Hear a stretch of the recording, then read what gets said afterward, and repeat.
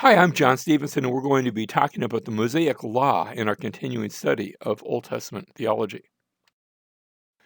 This study note appeared in the Scofield Reference Bible. This was a study Bible that was released in the early 1900s, written by and for folks that held to dispensationalism.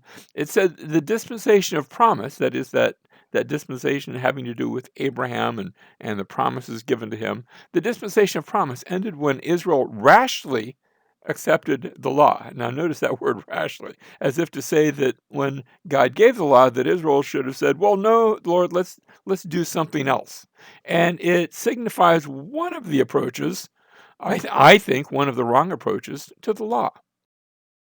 There are several factions that are surrounding the Mosaic covenant, that is, different ways of approaching the law. One of those is theonomy, the word theonomy. Theos is the Greek word for God, and nomos is the word for the Greek word for law. So the law of God is what the idea means. And this is the view that says not only are we under the law, but that we should seek to impose the Mosaic law in all world governments today. It tends to be a rather political outlook to the law of God. Secondly, and I think maybe on the other side of the spectrum, as far as extremes are concerned, dispensationalism that takes the view that we are not under the law, not just not under the law, but we have nothing to do with the law today, that was for back then, and now we're under something else today. And so we can extreme dispensationalism actually says you can ignore basically whatever the Old Testament says. That set the stage for the New Testament, but other than that, none of that is for today. And indeed, I have known dispensationalists that would even say the teachings of Jesus were given all under the law. So basically, anything Jesus said that can be ignored. The commands and instructions that we are to take or anything that's given after Acts chapter 2. A third view is that which is held by the Seventh-day Adventists, and of course their name sort of tells you where they're coming from. The big emphasis on the worship on the seventh day of the week. In fact, some of them would have even said that worshiping on a different day of the week than the seventh day is the mark of the beast, and so they get rather focused upon that.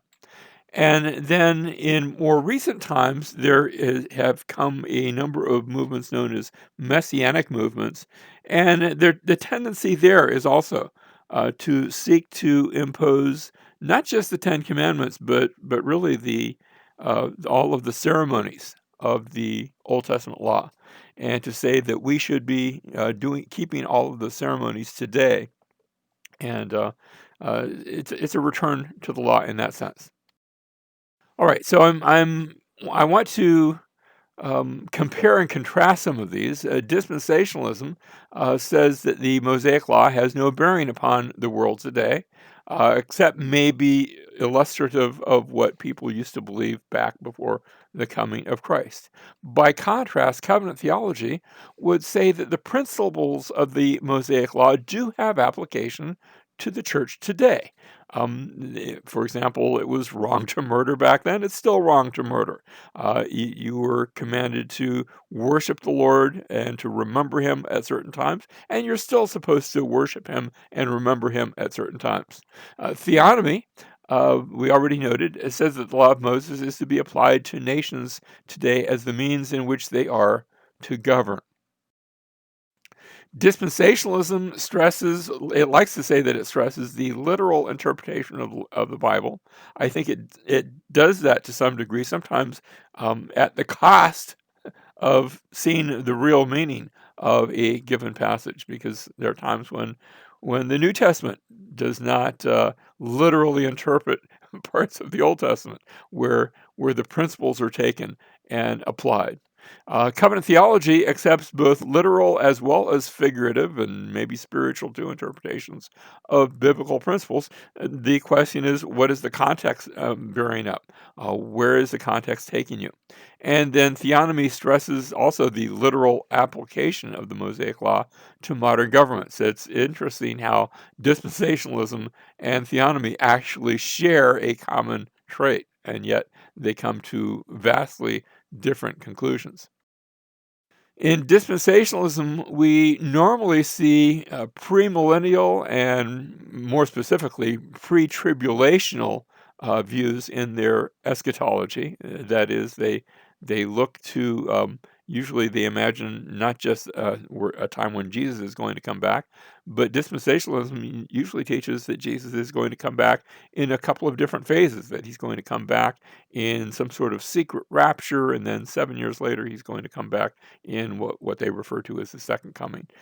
Covenant theology, very oftentimes amillennial, but sometimes what we would call historical premillennial. That's just a literal interpretation of Revelation chapter 20 when it speaks of the Jesus coming and ruling and reigning. Amillennialism looks at that and says, well, that's what's happening today. He's spiritually ruling and reigning today. But some would say, well, yes, that's true. He is spiritually ruling in a sense, but they just take Revelation 20 at face value and say, but he's still going to come in the future and rule and reign for 1,000 years before the eternal state. And then theonomy is usually postmillennial in its eschatology. That's just the way it has worked out for that view. Dispensationalism sees the Old Testament animal sacrifices to be restored in a future millennium. And not that you're going to do sacrifice in order to forgive sins, but they believe that it's going to be sort of a memorial, but still something that's going to be uh, a return to those sacrifices.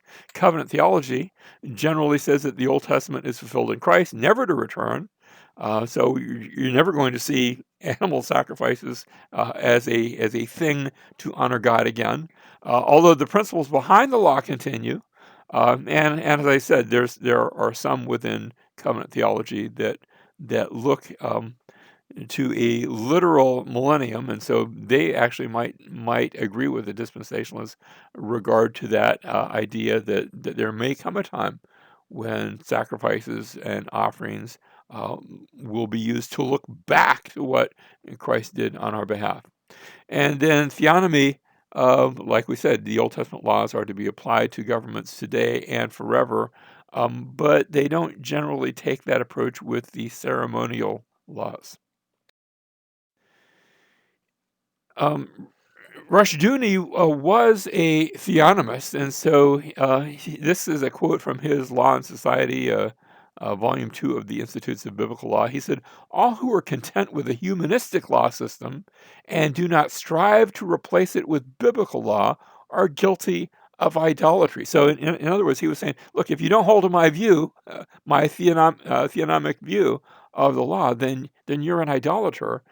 They have forsaken the covenant of their God, and they are asking us to serve other gods. They are thus idolaters and are in our generation, when our world is idolatrous and our states also, to be objects of missionary activity.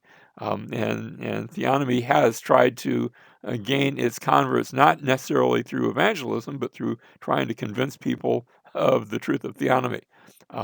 So it's sort of known for that, has that reputation. They must be called out of their idolatry into the service of the living God. Sounds good. I disagree entirely, both in his thrust as well as in his conclusion. 1 Timothy chapter 1, I'm not saying he's referring to theonomists, but it's interesting. Sometimes passages can be applied to that degree. Paul says, some men straying from these things have turned aside to fruitless discussion, wanting to be teachers of the law, even though they do not understand either what they are saying or the matters about which they make confident assertions. And Rushduni was certainly making some confident assertions. Now, I want to move now to look at the Ten Commandments. And the Ten Commandments can be divided into two groups. They're not two equal groups necessarily. There are the first four commandments that speak to our relationship with God, that you are to have no other gods, that you are not to have any graven images, no idols, that God's name is to be holy, and the keeping of the Sabbath day. Each one of those first four commandments directs our relationship toward God. The last six direct our relationship or speak to our relationship towards other people, towards mankind. So that respect for parents, you shall not murder, you shall not commit adultery, you shall not steal, you shall not bear false witness, and finally, you shall not covet anything that belongs to your neighbor. All direct on how you get along with other people. Now, those first commandments, there's a reason given for each one. An explanation, a reason sets forth the idea behind that commandment. When you come to those last six, no further reason is necessary. In fact, they almost take on what I would think of as bullet points. Very short, very specific. No murder, no stealing, no adultery. The Hebrew is even shorter than the English. And in English, we say, "You shall not do this." In Hebrew, it just says, "No murder." No adultery, no stealing, and so on. Those first four commandments are completely unique to this Constitution. There was no other society in the ancient world that had similar laws. Every other society actually endorsed having multiple gods and having images of God and things like that. Um, when it comes to those commandments that are given, commandments number 5, and I want to go 5 through 9, not the law of coveting, but all of the other laws. Those laws were common to most of the ancient cultures of that day. Every ancient culture had a law against murder, against stealing, yes, against adultery. That was actually against the law as well in every ancient culture. Now, let's go through them one by one. The first commandment we see in verses 1 through 3. Then God spoke all these words, saying, "I am the Lord your God who brought you out of the land of Egypt, out of the house of slavery." And here's the commandment: "You shall have no other gods before me." Does that commandment assume the existence of other gods? Well, it does assume that other gods are worshiped, that other gods are believed. I don't know that it makes the assumption that they actually exist. It does imply that one should not put his trust in anything but God. Don't be worshiping other gods, trust only in Him. Commandment number 2, the second commandment: "You shall not make for yourself an idol or any likeness of what is in heaven above, or on the earth beneath, or in the water under the earth. You shall not worship them or serve them, for I, the Lord your God, am a jealous God, visiting the iniquity of the fathers on the children, on the third and fourth generations of those who hate me, but showing loving kindness to thousands." And notice the difference, visiting iniquity to the third and fourth generation. That's extensive, but much more extensive, showing loving kindness to thousands, to those who love me and keep my commandments. Now, does this forbid artwork? There have been those who have taken that approach. There are folks who look at this commandment and say any taking of photographs, any painting of pictures are wrong. Early Jews, to some degree, not to every degree, we actually find, for example, we go into some of the ancient synagogues and we find paintings and murals of animals and things like that. In the temple itself, you had statues of on the Ark of the Covenant. There was statues of these two cherubim, two angelic creatures, and likewise in the Holy of Holies, there would be made of olive wood. There were these big giant carvings of these cherubim, and there were cherubim that were sewn into the fabric of the veil that stood before the Holy of Holies. So there was a certain type of artwork that was allowed, and yet there were other things that were not allowed. For example, on Jewish coins, we do not see the faces of rulers. You know how you look at a quarter today and you might see a picture of this president or that president, or on a dollar bill you'll have an image of various leaders, VIPs or presidents. Um, and that was not the case on Jewish money when they minted their own coins.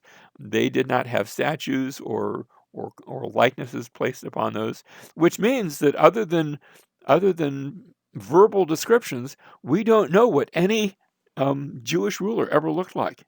We have no statues of Herod the Great or of King David or King Solomon.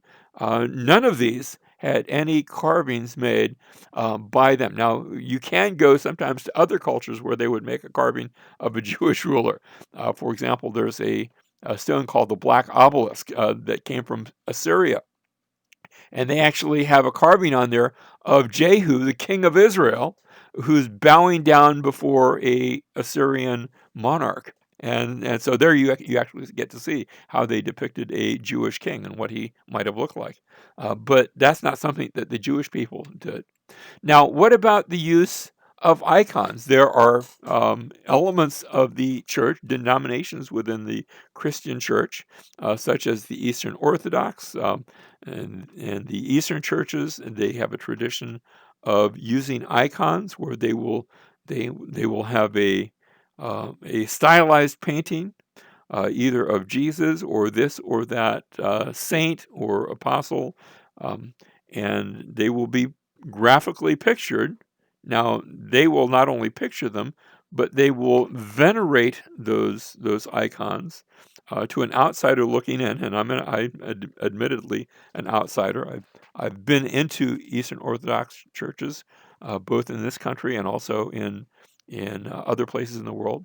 And I have seen the icons and I have seen the reverence that is, and it looks a little bit like worship to me. Um, for me, the line between veneration, when you kiss it, when you speak to it, looks a lot like they are praying to the icons. Um, and yet, one of the church councils, the Second Council of Nicaea, around 800 AD, actually legitimized, and the reason they did this then is because it had been an issue. You'd actually had those that were saying, "Well, icons, those are idolatry, and we shouldn't be doing that." And so the church has been divided to some degree. Even the Roman Catholic Church. If you go into a Roman Catholic Church, you'll see statues of Jesus and or maybe the Virgin Mary, and people uh, will venerate them and maybe kiss them. I don't know if they're actually praying to them. You'd have to ask the individual. But it looks like they are. It looks like they are being used for worship. And it seems to me that this is completely contrary to the second commandment. Now, does this forbid actors, for example, on either a play or perhaps in a movie portraying Jesus? And here's some gray area, perhaps even for Protestants. I know some folk who believe that it would be wrong both to portray Jesus in such a way, or even to go and watch a movie that portrays Jesus, that would be a breaking of the second commandment. I would ask this question: if cameras had been invented back in when Jesus was around, would it have been wrong to take a picture of him?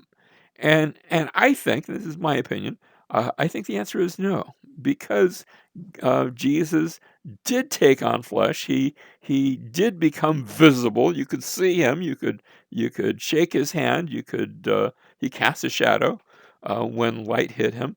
Um, and the reason you cannot make an image of God is because God is the invisible God. You can't see God. And so you shouldn't be trying to make an image of him. And by the way, I think that there have been movies that try to portray the Almighty through an actor, and I find that that's uncomfortably close to idolatry, at least in my mind.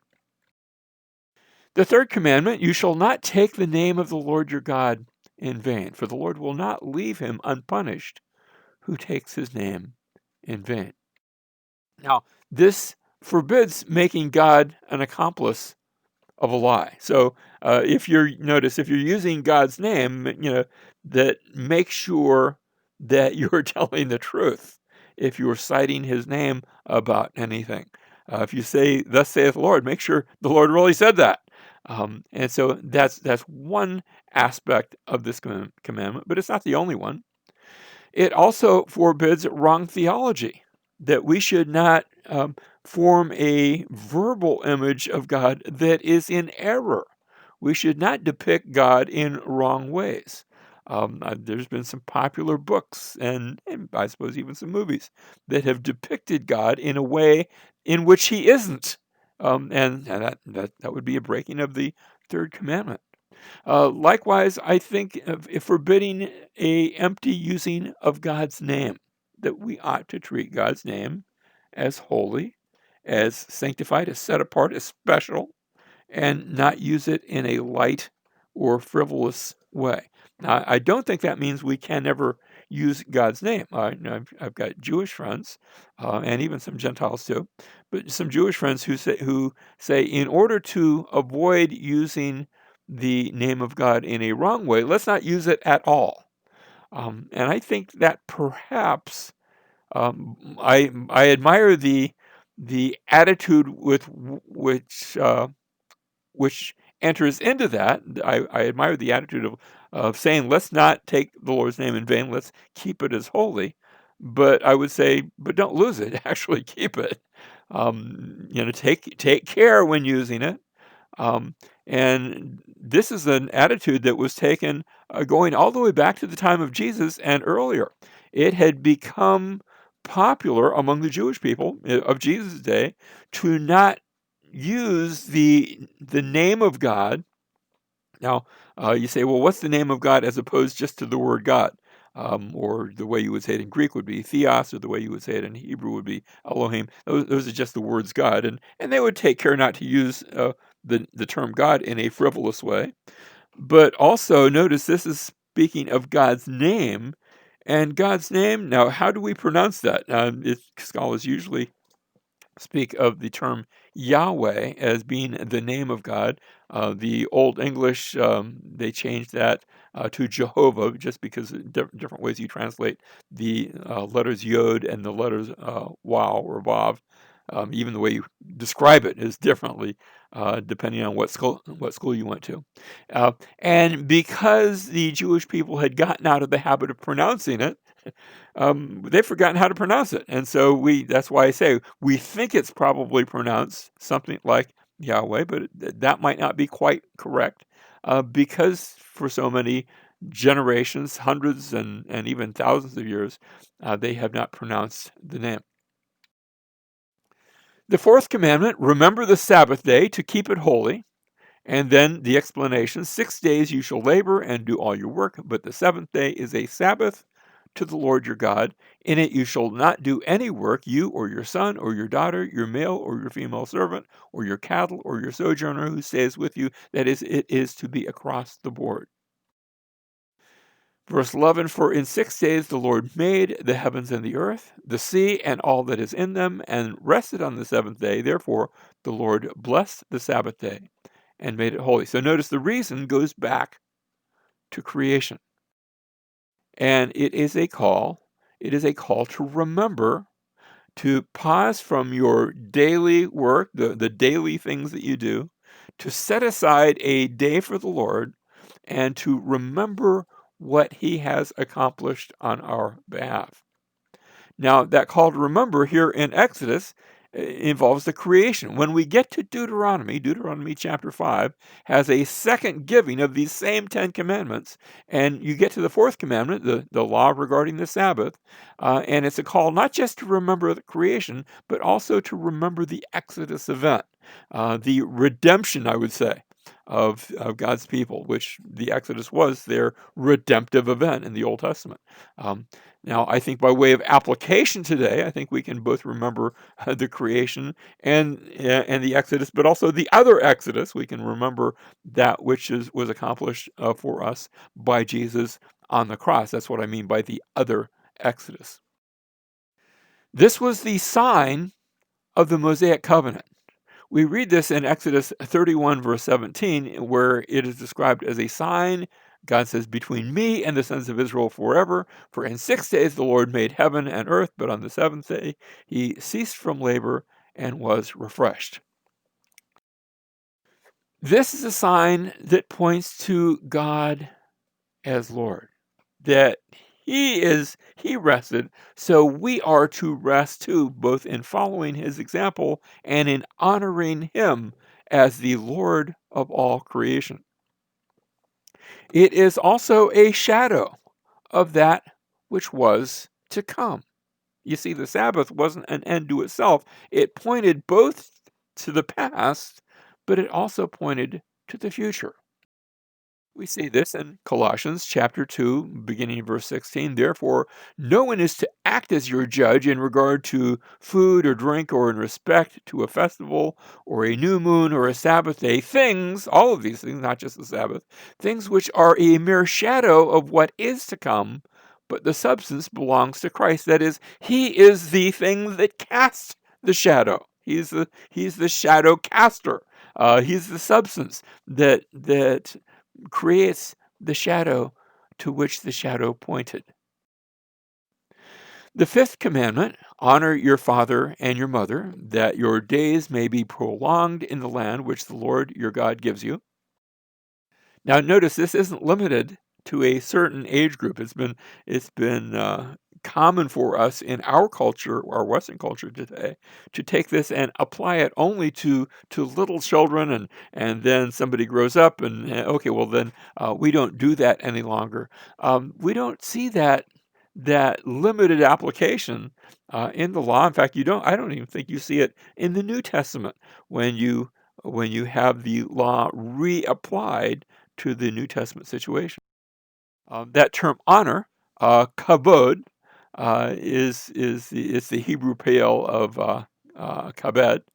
Um, it speaks of something that you consider to be literally to be weighty, is the idea behind that Hebrew word. That is, you are to look at your parents and see them as you hear their words and you see their being and their as being weighty and important and worthy of honor.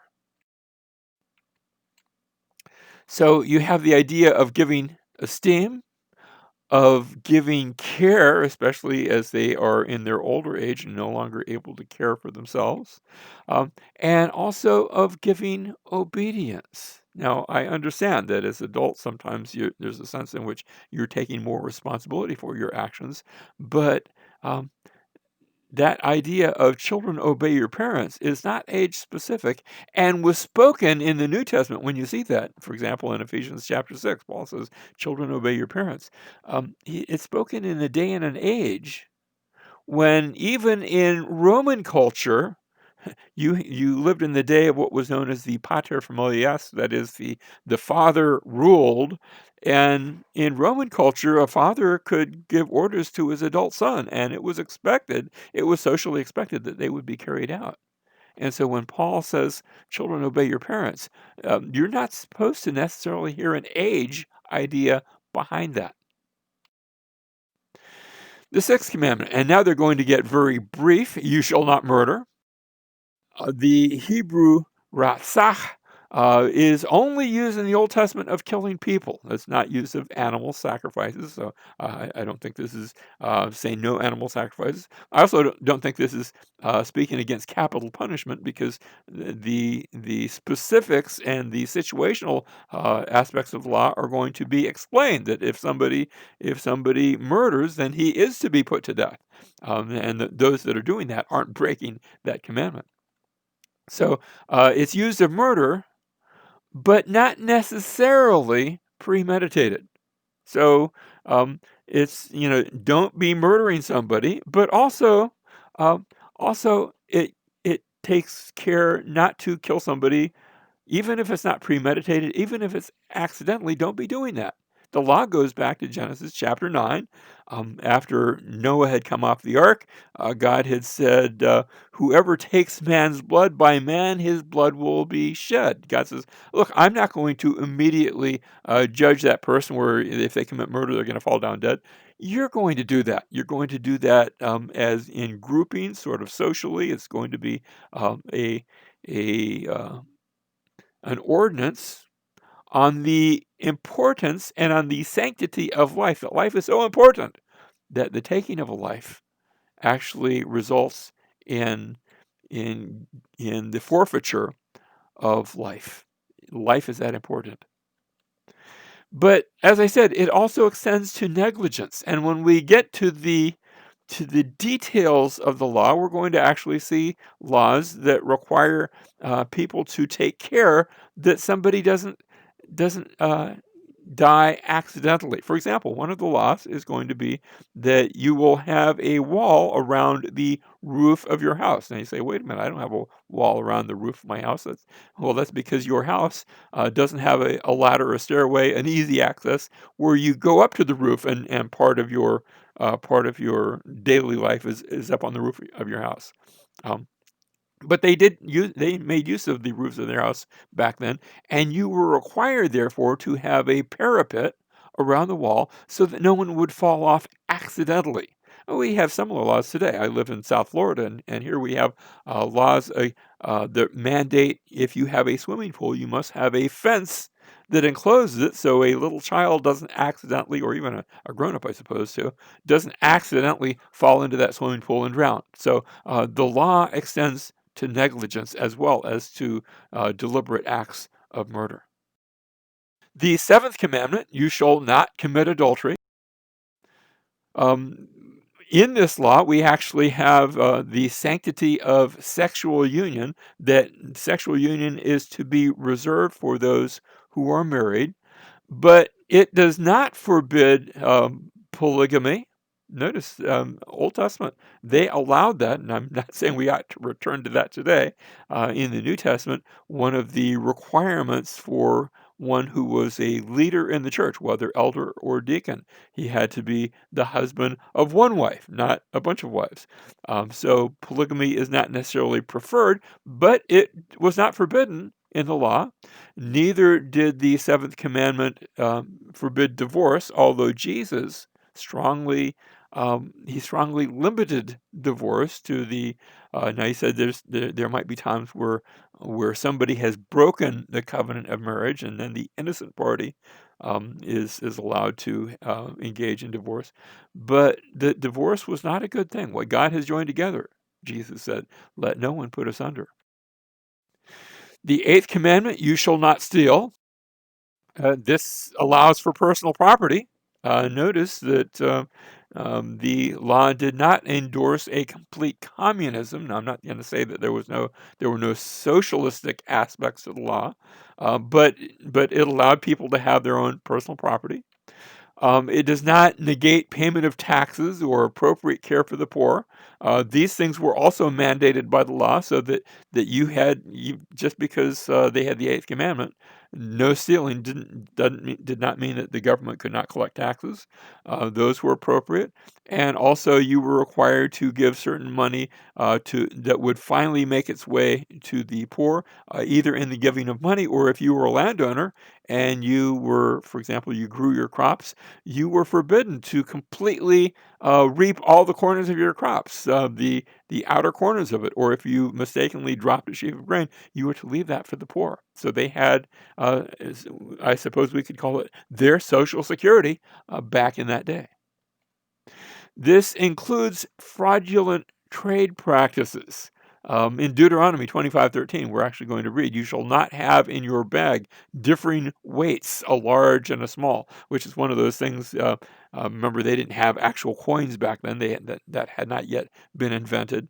And so you would weigh out a valuable piece of metal, whether gold or silver, and that determined how much you were spending, and you had to make sure that they were weighed properly.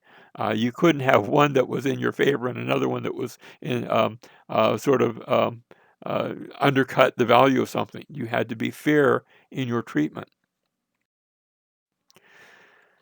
The penalty for theft was restitution. Exodus 22:1. If a man steals an ox or a sheep and slaughters it or sells it, he shall pay Notice he just doesn't pay for that one that he's stolen. He shall pay 5 oxen for the ox and 4 sheep for the sheep. That is, there is a restitution that goes above and beyond that which was taken. You see, he's caught. That doesn't mean just keep trying to steal and hopefully you don't get caught and it all evens out, but rather you are to restore a multiplicity of that which you had stolen. Because after all, not only have you stolen somebody's property, you have inconvenienced them, you have tried to get away with it, and it is by nature of a penalty. The 9th commandment, you shall not bear false witness against your neighbor. Now, this forbids slander. It forbids gossip, because in gossip you're spreading things about somebody else, and you're only spreading that which is little. You say, "Well, it's true." Yes, but are you telling the whole truth, or are you only telling part of it?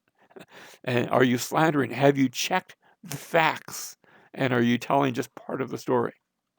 It calls for truth telling. We are to be truth tellers. Ephesians chapter 4 says, "Speaking the truth in love." And I like the way the Greek says it. Truthing in love is actually a nice translation of that. And probably not good English, but good Greek. And finally, we come to the 10th commandment. You shall not covet your neighbor's house. You shall not covet your neighbor's wife or his male servant or his female servant or his ox or his donkey or anything that belongs to your neighbor.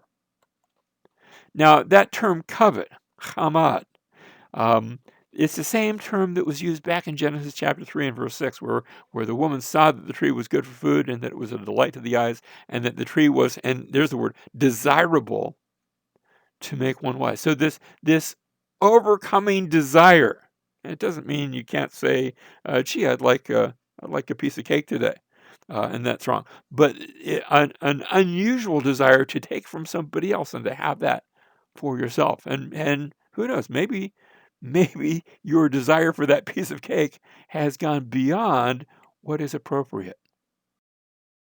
Now, we have the law and our relationship to the law. Do this and don't do this. By the way, I should add that when the law forbids something, there is a opposite command that is understood, a positive thing that is being commanded. For example, the law says don't murder. That means that you ought to hold life sacred. That's the same truth expressed in a positive way. And when the law says something positive, do this, then its opposite, the negation of that, would be forbidden. And so you understand that about the law. But when we come to that final law, the law of coveting, you see, everything else are things that you did on the outside. Coveting goes beyond that. Coveting reflects the heart attitude behind the law. And that tells me that the law is not just what I do outwardly, it's also what I do on the inside. And I can go back through those first 9 commandments and say, look, not only what I do outside, but also how am I keeping or breaking those commandments internally. And Jesus does that for us when we get to the Sermon on the Mount. He actually goes through a number of the laws. And he says, you've heard it said, you shall not murder. But I tell you, don't be angry with your brother. You've heard it said that you shouldn't commit adultery. And that's true. But I'm going to tell you, beyond that, you should not look upon a woman to lust after her, to covet after her. And so when we come to the law of coveting, that helps us to redefine all of the other laws.